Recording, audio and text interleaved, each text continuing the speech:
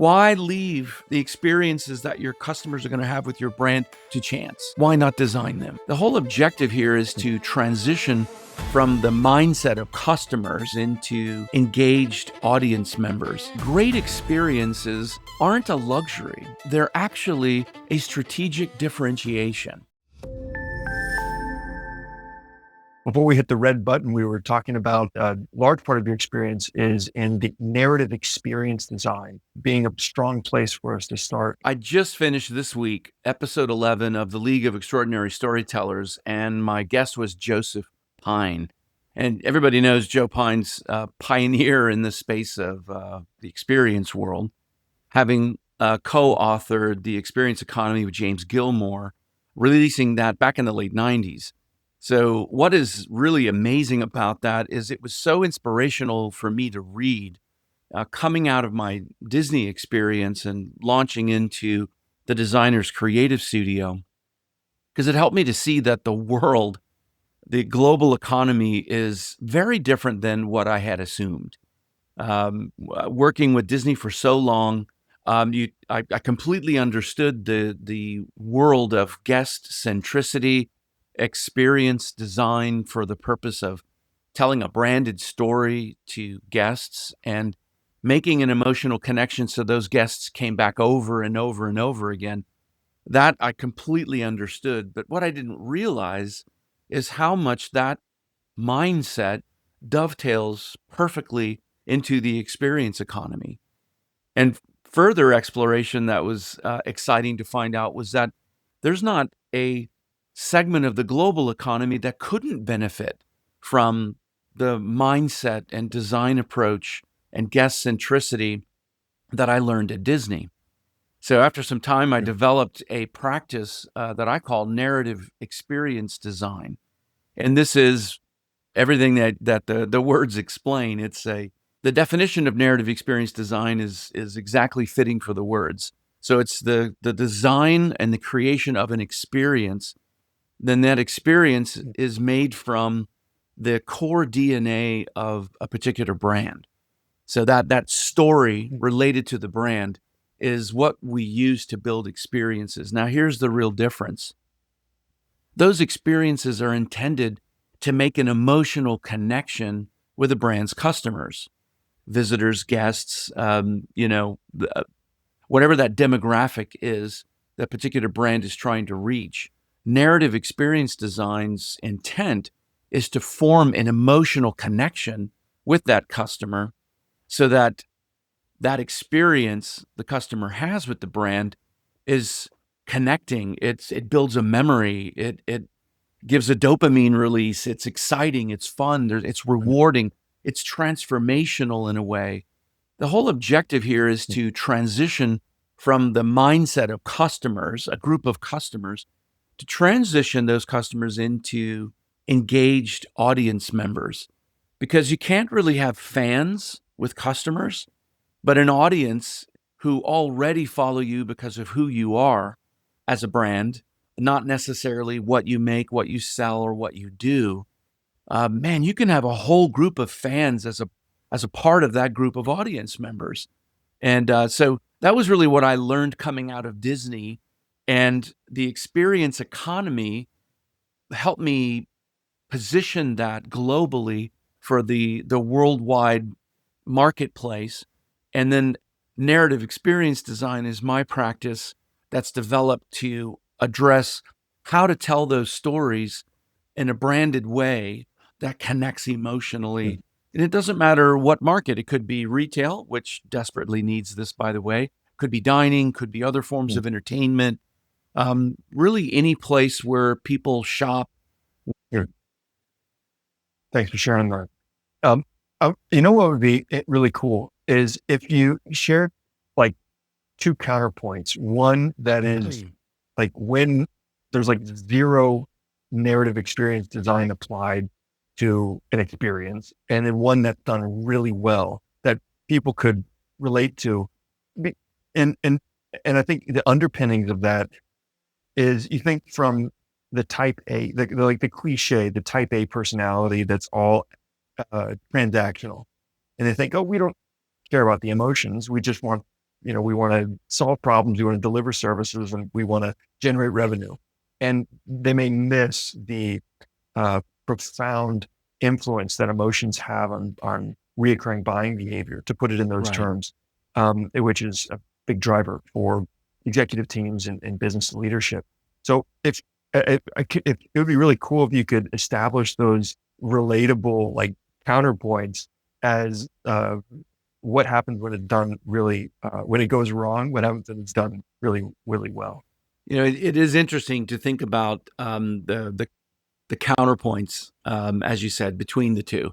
What does an experience look like without consideration for narrative experience design, and what does a experience look like that's fully infused with narrative experience design thinking?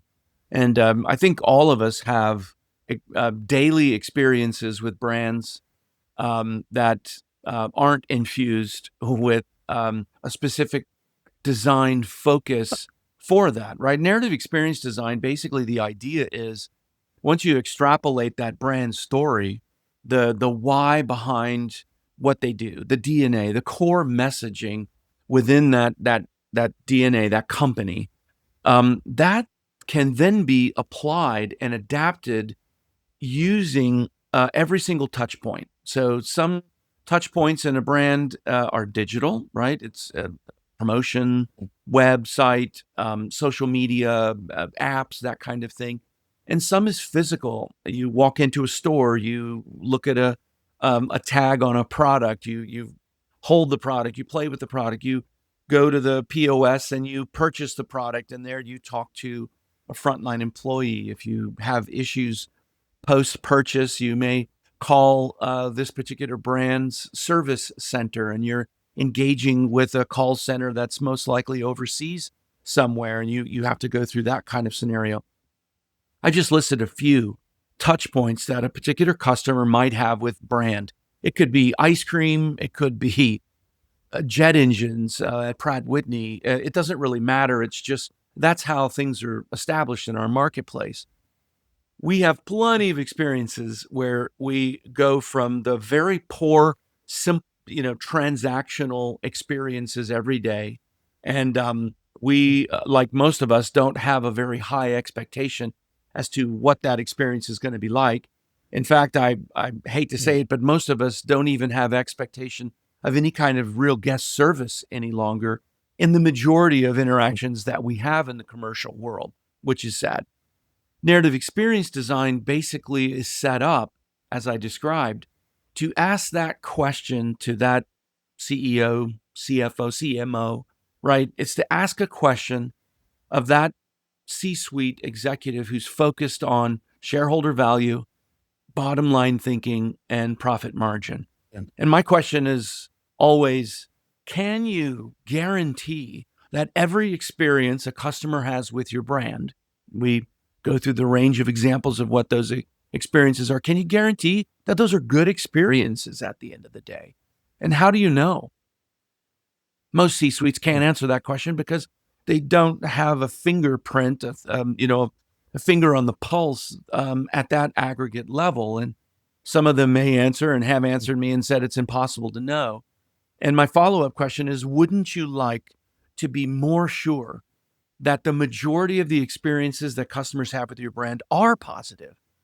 And most answers are sure. Yeah, how would I do that? And the reality is, and in the simple way is, they have to be designed. The fact is, most of those experiences aren't really designed. They're addressed by corporate consultants. They're addressed by marketing agencies.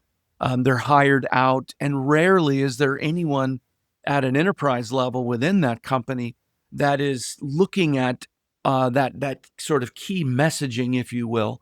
I think of it as key experience, and keeping it consistent. So narrative experience design brings a level of consistency across all of those various fidgital touch points, across all those channels, another terrible word. But every single point of contact that a customer has, if those are designed and they're all based on a brand story that comes out of the brand's core why for existing, well, you have an unprecedented level of consistency now across that brand, a real blueprint for success, because now you are controlling that messaging.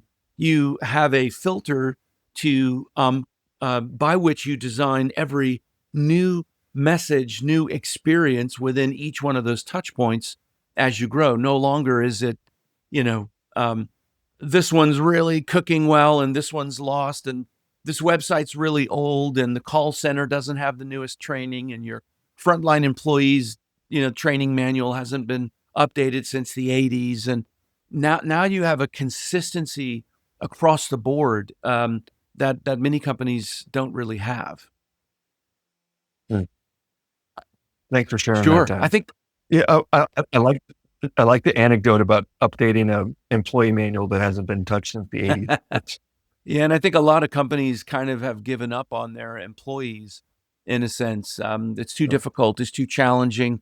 I think Gen Z, the record right now, the statistic in the corporate world with Gen Z is, I think, around 6 months, 3 to 6 months, and I think that's 60+% are laid off after that. Not even a year. It's definitely under a year.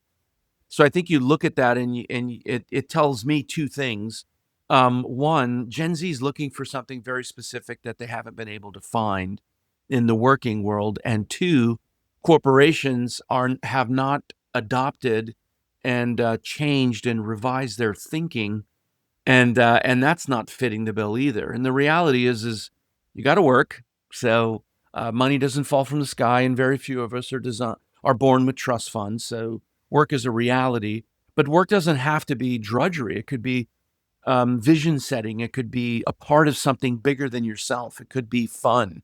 It could be exciting, and so I like to try to infuse that when I'm talking to clients, specifically behind the line, right? The employees.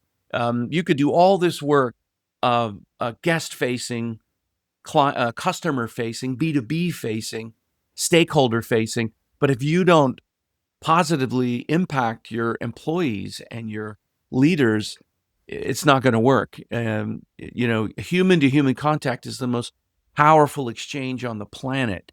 So the humans in your employ, Mr. and Mrs. CEO, are probably the most important experiential assets that you have to play with. So setting a vision, incorporating them into the vision, having them co-create and participate in that vision, will drive a level of excitement and engagement that you will definitely want to see in the customers that you bring in as well. that's awesome. We talk about the bottom line thinking. What about the CEO or the business owner, the executive team that's hearing this and like, they're all in on this idea, but they're a soap company or they create washing machines, and they think, hey, that's awesome. Experience sounds great, but it doesn't work for what we do. And that objection, which is, hey, I like the idea, but I just don't see how I could fit in something like with our industry or with our type of business. No doubt that there are industries, markets, and individual companies and brands that lend themselves to the idea of experience creation and connecting with a customer in an emotional way. Some businesses, some markets are 100% designed and lend themselves to that thinking. The point was, what about companies that don't? You sell components for automobiles. You sell, soap. You're an appliance manufacturer, something like that.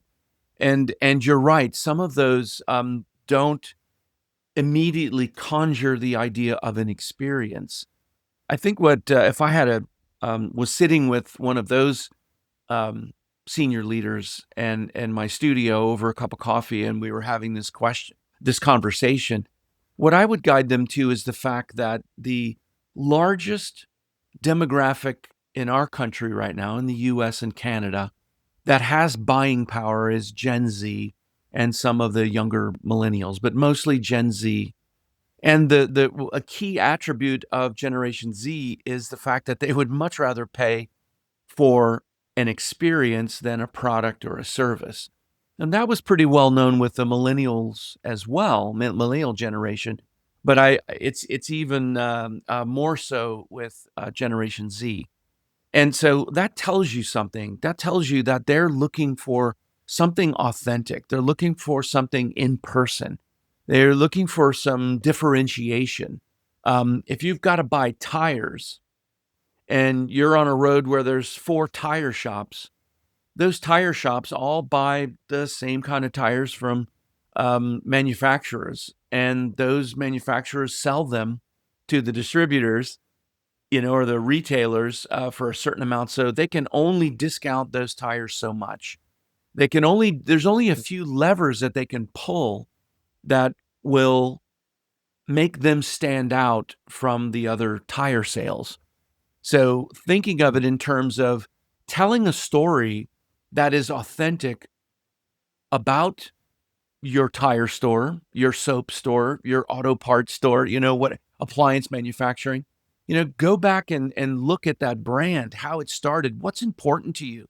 The authenticity of that story, I guarantee you, will connect with Generation Z in a much deeper way than some fluff and puff piece that is fantasy and that is, overly fictional, right? Gen Z does not trust large corporations. They have a sense for something's not right there. We're trying to get, we're being taken advantage of. They don't take care of the planet well. There's so many opportunities to dig back into the brand itself, understand the key motivation. Simonson X Y. What started the company? Is it a family company? Was there a founder? Did they have a vision? What was their goal? How do they give back to the community? What's important to them? What's special about the materials they use? What's special about the approach that they use to guest interaction, sales, service? Going back through all of that information, I usually work with the brand and I'll pick out those key elements that we can build a brand story on, that builds something that's truly authentic and real, and build something that's differentiated from others in their market. And oftentimes it's not about changing the price.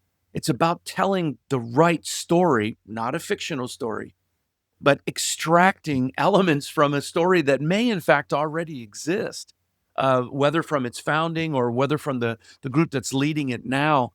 There are some real gems in there almost always that can be extracted, and that an entire brand identity can be reinvigorated with this key difference, and then that threaded through all of the brand touch points, but designed for the sole purpose of creating an experience, making a link, making a connection. It's very different than just designing a thing, right? If you design a thing, that's one approach.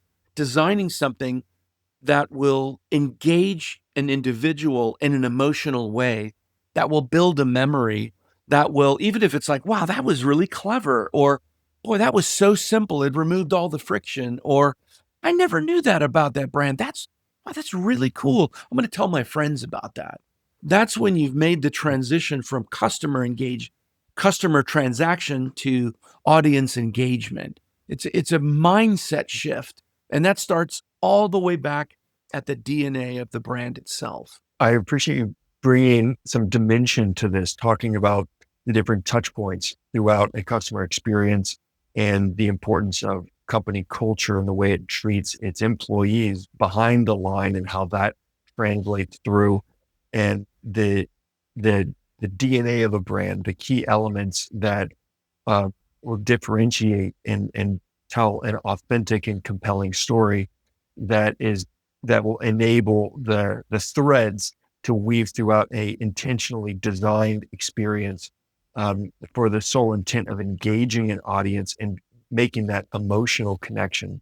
Something that you shared before in brand discovery is the question about what emotion do you want, what feeling do you want your customers to have after they've done business Right. with you? Perhaps you could get into that space and think maybe a security company wants their customers to feel safe.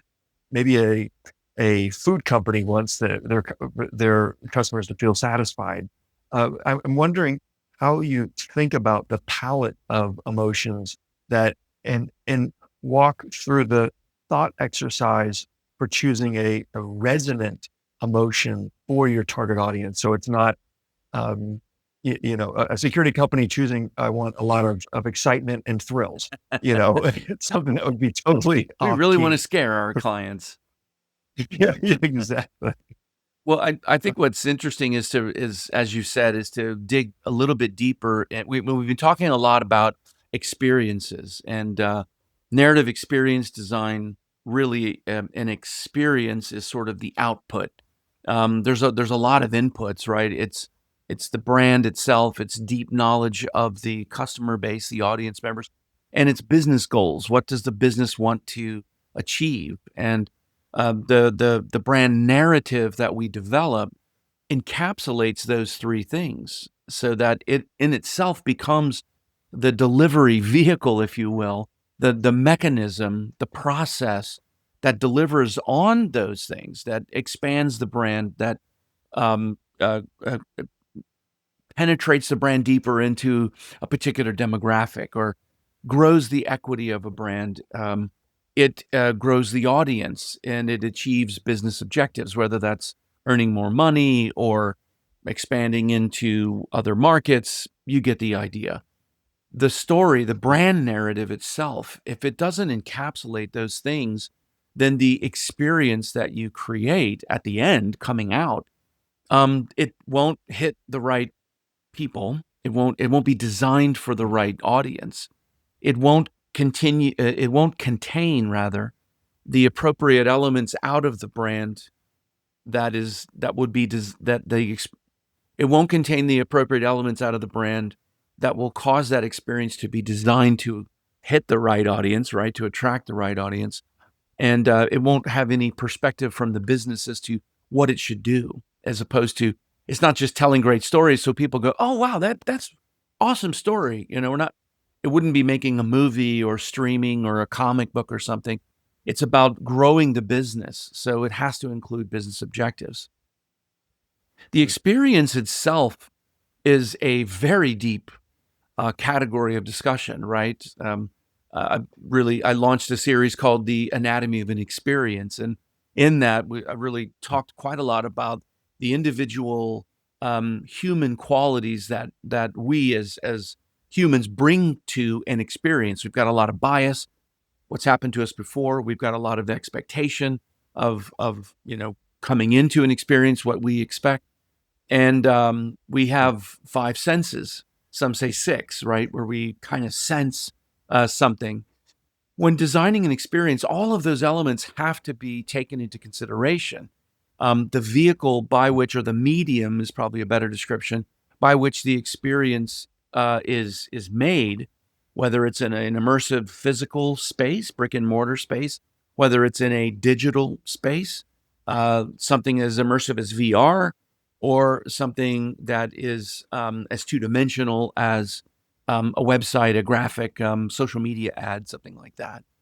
There is a different approach to creating an experience in each one of those channels, in each one of those touch points, and in each one of those methodologies.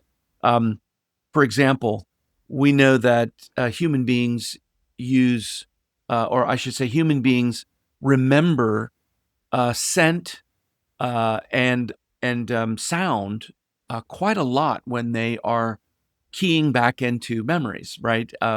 What one thing that causes memories to stick, maybe that's another way to say it, is smell and auditory, sounds, hearing. Oftentimes, when you go back and you think about a memory, you'll get a visual, obviously, but sometimes you'll smell something in your regular life and it'll trigger a menu Sometimes you'll smell something in your life and it'll trigger a memory, and you'll think, oh wow, I can't, yeah, that was really cool. That's happened to all of us. So as a designer of experiences, we want those experiences to be cataloged in a human's brain as memories. Fortunately for us, its studies have shown that memories are cataloged in a human's brain in a story-like format. So that's why I go back and use brand to generate a narrative, a story, and that story's ultimate outcome is an experience. So the heart of that experience is a narrative, right? That's been designed, narrative experience design. And if it's designed correctly for the right audience at that particular medium that it's being used in or experienced in, it should develop memories. It should make this connection. It should trigger some kind of emotion. And so that begs the question: well, what emotions do you trigger? You had a great point. If you own a security company, you don't want to trigger emotions of unease, fear, fright, right, a concern, worry. Those are all the wrong adjectives to describe the feelings that you want your clients to have. You want reassurance. You want security. You want this feeling that I can rest, that I have peace of mind. Those are adjectives that you would use to describe the feelings that you'd want those clients to have. That is an exercise that marketing agencies, design agencies go through all the time, every day. And we would go through the same thing at the Designer's Creative Studio when we were working in narrative design as well. We would be thinking about, well, your customers, your guests, your visitors, your clients, what experience do you want them to have? How would you describe that? And in a sense, we would establish that end before we would begin. So we would have that target in mind. Here's what we want the client, the customer, the visitor to experience, and then we would build backwards into that. Same exact approach that we had at Disney when we were building an attraction. You're designing a show, an attraction experience for a particular audience. Could be young adults, it could be tweens, it could be the whole family. With that in mind, that target audience, and with the Disney brand, you then ask the question, well, what do you want them to feel? And all of that contributes to the design of that whole experience. I hope that explains it in better detail. It does. Thanks for sharing that, John.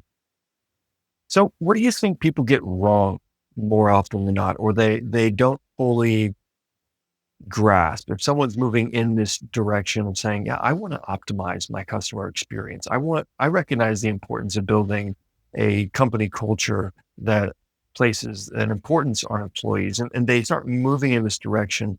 What's the most common pitfall or oversight that you see people make, or even misconception that's present across the pattern that you've seen across industries and leadership teams that is sort of your short list to uh, help guide people on their journeys to learning and applying this set of principles? It's a really great question. It kind of leans into why narrative experience design, and why aren't people doing that now? Why is it needed?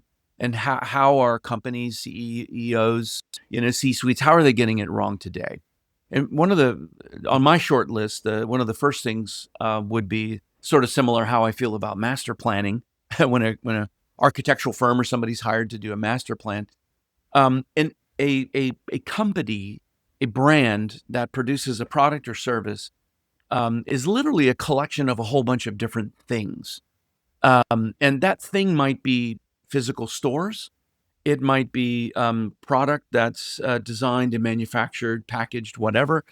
It might be a service. Even if you produce products in a store, you kind of are servicing in a sense. You've got guest service. You have humans in the store that are responsible for assisting those customers through that purchase process.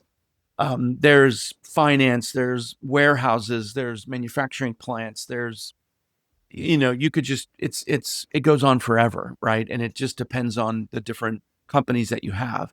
A company is a collection of things, services, products, commodities, goods. And one thing that happens very frequently is that those things are disconnected. A perfect example, you're a hotel chain. You pick an amazing architecture firm to create your newest, latest, and greatest hotel. The hotel is based on your brand. Brand has certain ideology, um, goals, aesthetic, look, feel, might have a signature scent, all those things. And so the architecture is designed, it's thought through, it's an easier thing to focus on because it's a tangible thing. I've got a desk, I've got a front door, I've got a restaurant, I've got beds in the rooms, I've got wall finishes, and it's a tangible thing that can be focused on, that can be approved, and then it can be built. What narrative experience design is, it considers all of the elements that contribute to the experience. And as tangible as the experience is, as I've described it, customer walks in, they get a feel, they get an emotion. They, after they've had their experience in this hotel, follow with that example, they'll leave with a summarized experience of their stay. And that will include many, many, many, many different inputs, from the smell of the room that you walk into, how clean it was, the friendliness of the staff in the lobby, and in the interactions that you had, the quality of the food, price, probably lower on the list, but price is a part of it. Efficiency, you know where I'm going. There's so many elements that contribute to what we call an experience. What experience did you have with my brand today, right? Exit surveys, and we're forever barraged with 1.5 million emails. Take a survey, tell us how we did, those kinds of things. And so brands can be mindful on the back end, tell us how we did, but many of them are not mindful at all on the front end of finding a methodology, a system that actually considers all of those elements up front, the tangible and the intangible, which in my opinion are often more difficult to solve for because they're not readily or easily understood. And oftentimes an experience is derived from those intangible elements. But if you look at them in a system like narrative experience design, now you have a system, a methodology to consider the ecosystem of elements within an experience, the anatomy of an experience. And you can be assured that you have a consistent way to design, to inform, to train, and very importantly, to maintain over the life cycle of that particular asset, brand, product, service, that's the key thing. Because how many times have we seen a company that we've changed leadership, and everything that was done before, especially if the brand was failing, is now kind of seen as taboo to exhibit with, in the new owners. We want to distance ourselves from all those things, but there may have been some really good things that those original owners did. So I bring that up just to say, oftentimes companies, if you were to plot on a chart, it would sort of look like, like that. It would just be all over the place. Gastropubs. Very friendly. Yeah. I mean, they're chasing trends, a lot of them, right? Gastropub is the newest, greatest thing. Let's, gut our restaurant and do that. And, interactive TVs in the rooms that give your name when you walk in. That's kind of table stakes now, right? Although I'd say it's a little boring. It's time to do something new. But, all of those things, there's just 1,000,001 layers that are in there. And I'm talking about a hotel that could be applied, again, to any business, any industry, whether it's B2B or B2C. One other point that I'd like to make, we talked about a company culture, and it's a little differentiation that I just wanted to say, because I work with brands and talk to them about their corporate culture and get them to try to think a little bit differently, a little more adding specificity to defining what their culture is. So if between you and myself, and we could bring 5, 10, 15, 100 people into the room and we could ask them, how would you define culture? And chances are you'd get many, many different versions, different adaptations of what culture means. Don't you think that happens in a company? Our culture is, we're warm, we're friendly, we're always on time, we are guest centric. You could just go through the litany of what you think would be included in that. Even between employees, they could interpret those things very differently, which gives you, as a brand leader, unfortunately, it gives you a bit of a sliding scale as to an expectation within your own company culture. So what I prefer to do is take a page out of James Clear's book, Atomic Habits, and think of corporate culture and rephrase that as human habits. Let's build human habits that are very distinctly spelled out. They're exhibited from the top first down to staff level, and those are very measurable. All your KPIs will be in place. They're very easy to teach, and they're very easy to train. So when something is not measuring properly on a particular habit, it's not hard to then go in and define that and train it up. Right now, if it's 3,000 habits, obviously that's madness. Nobody could do that. But a well-defined list of human habits, the sum of which equal a corporate culture. And by the way, that corporate culture is an intangible, right? Because it's made up of these things, and there's a lot of soft space in between each one where it gives the human the flexibility to perform within that habit. That's what makes up the experience that customers have with your people. And if all of those habits and everything are derived out of what we said in the beginning, your why, your corporate why, your story, your branded narrative, then they're in line with all of the other elements of your experience. So sorry just to pick on that one, but I think it's a really critical element, especially when we're talking about employment, and you have a lot of, Chicken Littles out there running around saying we don't have employees, we can't hire Gen Z, blah, blah, blah, blah, blah. I don't think people have really keyed into the best system for attracting and maintaining a workforce that is happy and engaged. Well, that word specificity that you shared really stands out when it comes to developing a company culture, getting really specific and removing the need for interpretation at the individual level. That's pretty powerful. Yeah, because you've seen it before, right? Thank You you, have sir.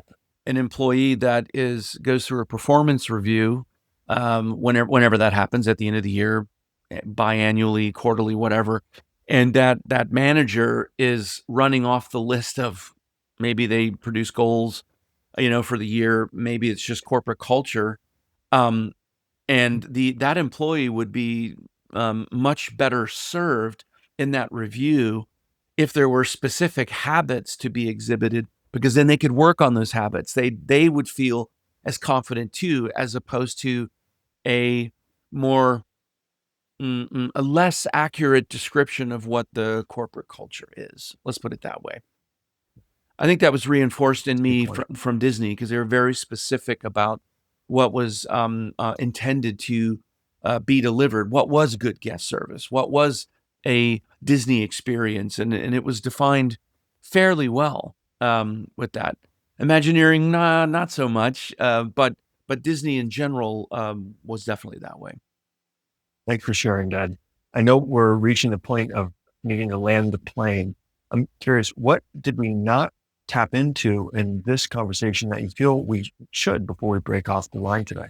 Well, one thing I would love to mention, and I think it's a really powerful and possibly evokes some sentiment that we see in brands today, and that is a post that I recently launched. It had a quote there that I think is kind of powerful, and that is that great experiences aren't a luxury; they're actually a strategic differentiation.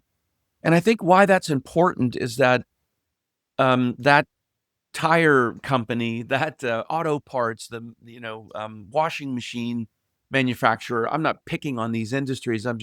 Those are the ones that, and many more that you don't naturally think, oh, there's a brand story in there. And maybe some of those companies, some of those C-suites might be thinking, if we were staying at the Peninsula hotel, those are great experiences. And, going to that spa, going to that super high end, $4 or $5 restaurants, that Michelin star restaurant. Those are, wow, those are defined as great experiences. And therefore, in your mind, you kind of equal, great experience equals luxury. A massage is hundreds of dollars now, right? But if you go to Asia, it's just single dollars because they think of it as culturally as health, maintaining your health. So it's interesting in the Western world, many of those experiences we chalk up as luxurious. And what I would love people to understand through my practice and experience is that those thinking of great experiences as a key differentiation for your brand is the way that I'd like you to think about it. That's the way I'd like people to think about it, because they could be designed. They can be designed. Why leave the experiences that your customers are going to have with your brand to chance?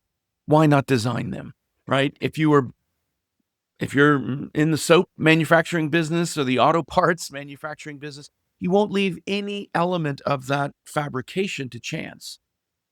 All the ingredients, the tolerances, the way that it's packaged, all of those things, you don't leave to chance.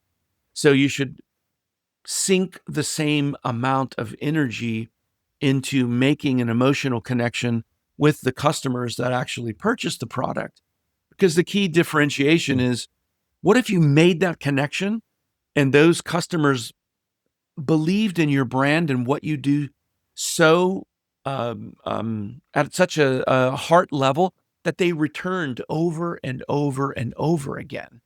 See, that's what I learned by working at Disney, is as an experienced designer for Disney, one of the design criteria that not a lot of other design firms or designers have to have, and that is that everything we created had to make an emotional connection with the guest, for the simple reason that that business didn't work on one-time visits. That whole business was only successful if people came back over and over and over again, and if those people told other people about it. Wow, we saw Pandora, we saw Rise of Resistance. We experienced this at Disney. You've got to go see it. We saw Harry Potter. It's the most amazing thing. Epic Universe. You've got to come back. That industry of themed experiences, that doesn't work unless people come back over and over and over and over and over. So over 30 years of that mindset being infused into my thinking. And when I left the industry, I now realize that there's not a segment of the global economy that couldn't benefit from having a set of customers that come back over and over because they love what you do. They love who you are. So that's my goal. If I can bring that to the global economy, if I can create a revolution and a disruption in the minds and the hearts of C-suites and company leaders and brand ambassadors worldwide, that's my goal. That's my goal, is to help them to think that there's another way. There's another way. It works. It works in a lot of other markets, and it can work in your market too. That's a fantastic bookend to a great conversation, Dad. If someone wants to take the next step in this journey, do a deep dive into narrative experience design and learn about how to create memorable worlds, and perhaps even get a hold of you directly to work, to collaborate and applying this practice into their business, what are the steps that you would direct them towards? If anybody's interested in talking further and kind of really peeling back the layers and diving a little deeper, there's quite a few ways to reach out to me. I'm uh, very available on LinkedIn. There's Theron Skees or the Designers Creative Studios. Really great way to engage with me. I have a website. It's the Designers Creative Studio .com. And that's a great resource. Talks a whole lot about narrative experience design. Really kind of explains that in a lot deeper way. I also have a free blueprint that really breaks down what narrative experience design is, and it gives you kind of a no risk look at the process itself, and gives you the ability to kind of workshop it yourself. If you're really interested in how would this work for my brand, I provided you with this blueprint so you can kind of go through yourself and think through brand narrative, touch points, engagement with an audience. And I think that could be really helpful. You could explore and play around with that. I think those are probably the best ways. I have lots of content that's out there. So just looking me up and kind of exploring a little bit further. I have a book that I've written that's about themed experience design. It's about creating worlds that are memorable. In fact, the book's name is Creating Memorable Worlds. And how I took all of that knowledge from working in themed experiences and then extrapolated that into narrative experience design for the rest of the world. So I'd say those are probably the best ways to go further. And I'd love to continue the journey with anyone who is excited about learning more. Ed, thank you for your time, for sharing your insights. It's always a pleasure. My pleasure. I'll make sure those links are dropped in the show notes below. Cool. Thanks. You got it, man. I'll see you in the next one.